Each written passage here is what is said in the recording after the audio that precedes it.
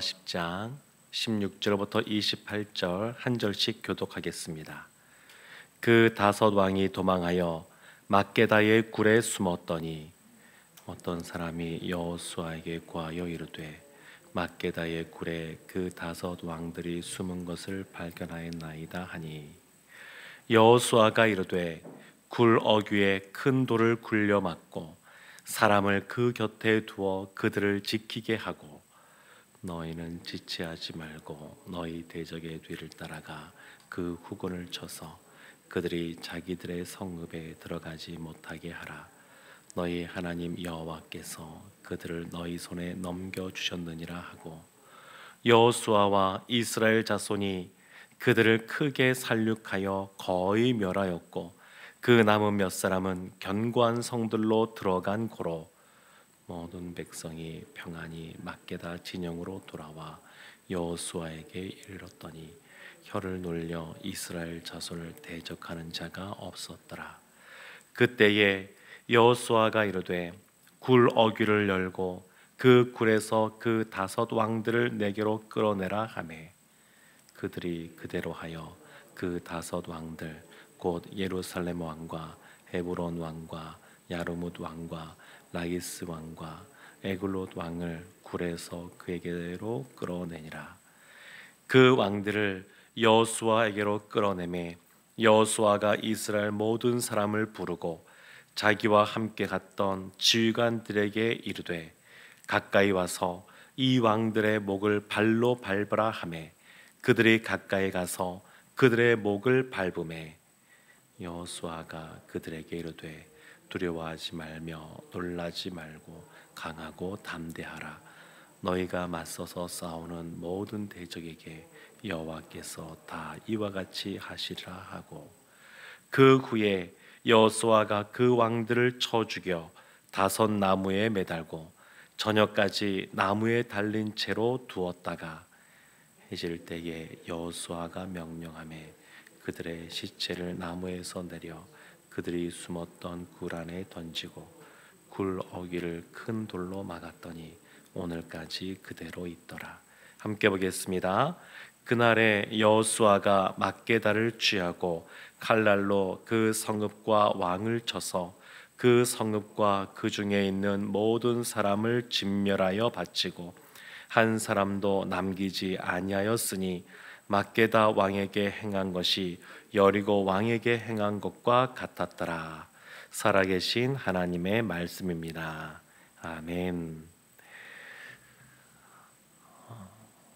기브온 주민을 먼저 치기 위해서 예루살렘 왕 아도니세덱과 또 함께 있었던 다른 네 명의 왕들 그들이 여호수아와 전쟁을 벌이게 되었습니다. 근데 그 결과는 16절 말씀에 나오듯이 아주 일방적으로 그 전쟁이 진행되게 되는데 그 전쟁을 일으켰던 다섯 왕들이 막게다 굴에 숨었다 이렇게 말합니다. 이 막게다 지역에 보면 석회 굴로 된 그런 굴들이 있는데 그곳에 이 왕들이 숨은 겁니다. 어떤 면에서는 이제 도간에 든 쥐처럼 그들이 굴로 숨어서 그들의 생명을 보존할 줄 알고 있었지만 이어지는 말씀 보게 되면 여호수아가 굴 어귀에 큰 돌로 굴려서 먼저 그 동굴에 있는 왕들을 막아두었습니다. 도망치지 못하게. 그래서 사실은 도간에 든 쥐처럼 이 왕들이 있게 되는데 이 왕들이 이 굴에 숨었습니다. 근데 한번 생각해 보십시오. 이들이 조금 전에 전쟁을 벌이기 전까지는 이들에게는 자신감이 충만했습니다.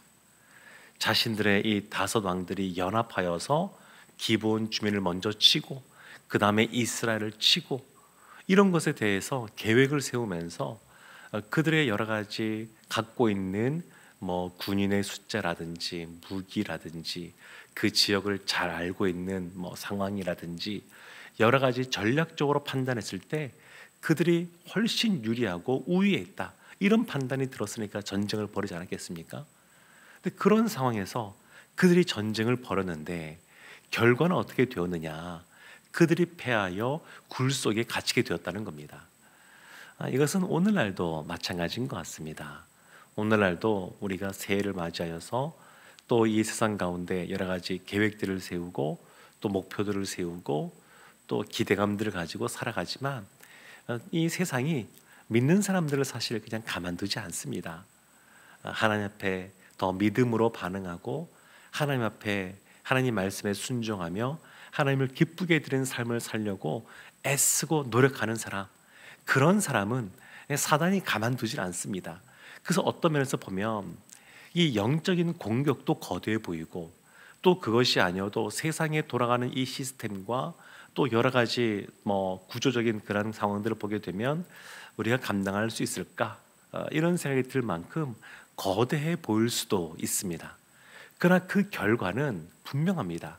마지막 그 결과는 이 다섯 왕들이 막게달 굴 안에 숨어버린 것처럼 그와 같은 모습이 될 겁니다. 예수님께서 이미 십자가에서 사단의 머리를 부수셨기 때문에, 이미 승리하시기 때문에 이 결과, 전쟁의 결과는 변함이 없습니다. 그래서 이어지는 말씀들을 보게 되면 21절 말씀에 이런 말씀이 있습니다.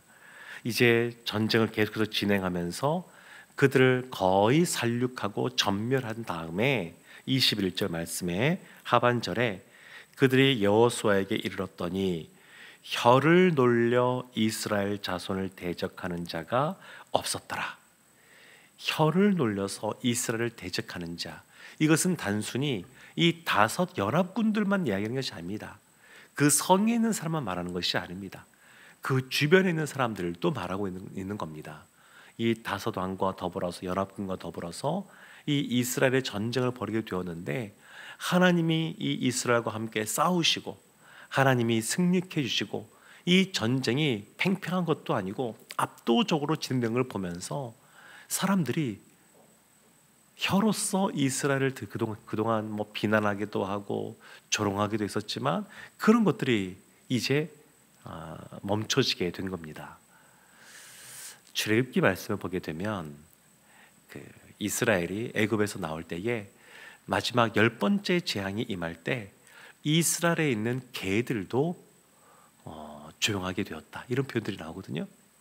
그러니까 하나님께서 행하시는 것들을 이 세상에 그러한 어떤 것이란다 할지라도, 또 어둠에 속한 그러한 사단이란다 할지라도 잠잠해질 수밖에 없습니다. 하나님께서 그 승리를 우리에게 주시는 그날 이와 같은 모습이 나타나게 될 것입니다. 그래서 우리가 올해 여러 가지 계획들을 세우고 하나님 앞에 기도하면서 나가는데, 때로는 그냥 우리가 너무 이렇게 그 기간들을 인내하고 또 여호수아처럼 끝까지 전쟁을 하는 최선의 모습을 보이는 그러한 모습으로 간단다 할지라도 우리의 마음속에 여러 가지 두려운 마음이 찾아올 수도 있습니다. 과연 할 수 있을까라는 의구심이 우리 가운데 찾아올 수도 있습니다. 그러나 분명한 것은 하나님께서 모든 전쟁을 주관하고 계시고 결국 하나님께서 승리하셨다고 하는 것, 이것을 우리가 기억할 필요가 있습니다. 그래서 24절 말씀에 보면 여호수아가 계속해서 이 승리케 한 것에 대해서 이런 식으로 자꾸 그것을 진행해 갑니다. 전쟁이 다 이제 끝난 다음에 24절에 그 왕들을 여호수아에게로 끌어내매 여호수아가 이스라엘 모든 사람을 부르고 자기와 함께 갔던 지휘관들에게 이르되 가까이 와서 이 왕들의 목을 발로 밟으라 하매 그들이 가까이 가서 그들의 목을 밟으매. 다 전쟁이 끝난 다음에 마지막 순간에 그 굴 안에 있었던 다섯 왕들을 끌어냅니다. 그리고 그들의 목을 밟습니다. 그냥 밟는 게 아니라 모든 이스라엘 사람을 모이게 합니다. 그리고 지휘관들에게 명령하여서 그들의 목을 밟게 합니다. 이 모습은 하나님이 이 가나안 땅, 하나님이 약속하신 그 땅에 이스라엘을 들여보낼 때 그들에게 이와 같이 그 땅에서 하나님을 대적하고 또 우상을 숭배하던 그들을 이와 같이 진멸하라고 말씀하시는데, 여호수아가 지금 그것을 보여주고 있습니다. 그런데 사람들이 다 보는 앞에서 그냥 그들을 죽일 수 있는데 그렇게 하지 않고 사람들이 다 볼 수 있도록 모이게 하고, 그리고 또 이제 그 여호수아를 따라가던 그런 지휘관들, 그 지휘관들에게 목을 밝게 하고, 그리고 결국 죽게 한 이후에 그들을 다섯 나무에 매달아서 저녁까지 두는 그러한 모습을 보여줍니다. 여호수아가 이스라엘에게 또 지휘관들에게 교육을 하고 있는 겁니다. 하나님께서 원하시는 것이 무엇인지, 그리고 하나님을 앞에서 우리가 어떻게 행동해야 되는지, 그런 것을, 이러한 것을 통해서 마치 시청과 교제처럼 이와 같은 모습을 지금 보여주고 있는 겁니다.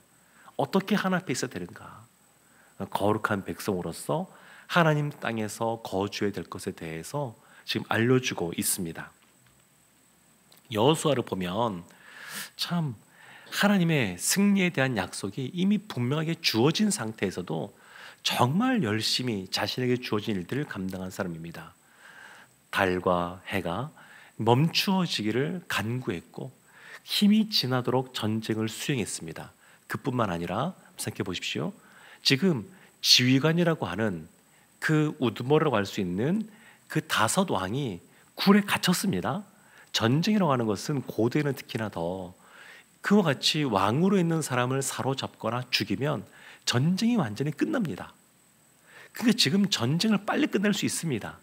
그런데 여호수아가 그렇게 하지 않고 그 굴에 들어간 다섯 왕을 바로 끌어내서 죽이는 것이 아니라 일단은 돌을 굴려서 막아놓고 다른 사람들을 먼저 진멸하는 데 앞장섭니다.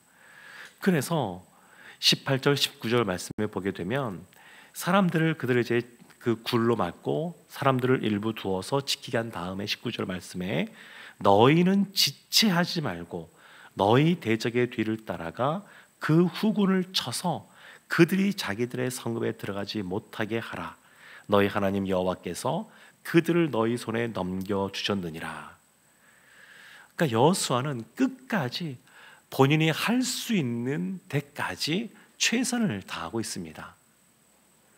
전쟁이 하나님께서 주신 승리가 보장되어 있는 전쟁이란다 할지라도 본인이 해야 될 것, 할 수 있는 것, 그것을 끝까지 성실하게 감당하고 있습니다.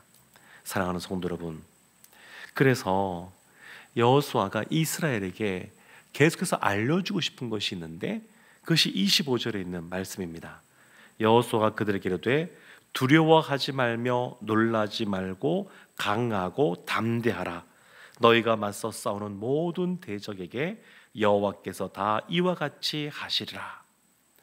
지금 이스라엘 자손을 대적하는 사람이 없게 되었던 것처럼 하나님께서 우리에게 승리를 주실 것이기 때문에 이 상 살아갈 때 담대하게 두려워하지 않고 놀라지 않고 하나님을 의지하며 살아가라고 말하고 있습니다. 사랑하는 성도 여러분, 오늘도 우리가 살아갈 때에 이 말씀을 붙잡고 하나님을 의지하면서 담대하게 살아가기를 원합니다. 혹 우리 가운데 세상과 같은 이 아모리 족속 다섯 왕과 같은 연합군과 같은 거대한 적이 있단다 할지라도, 넘어서야 될 문제가 있단다 할지라도 하나님께서 승리를 주실 것을 믿고 담대하게 두려워하지 않고 평안하게 우리에게 주어진 일들을 성실하게 감당하면 하나님께서 그 모습을 보시고 우리의 기대보다 더 놀라운 승리, 은혜를 베푸실 줄로 믿습니다. 이런 은혜를 받아 누리는 우리 모두가 되기를 주님의 이름으로 축원합니다. 아멘.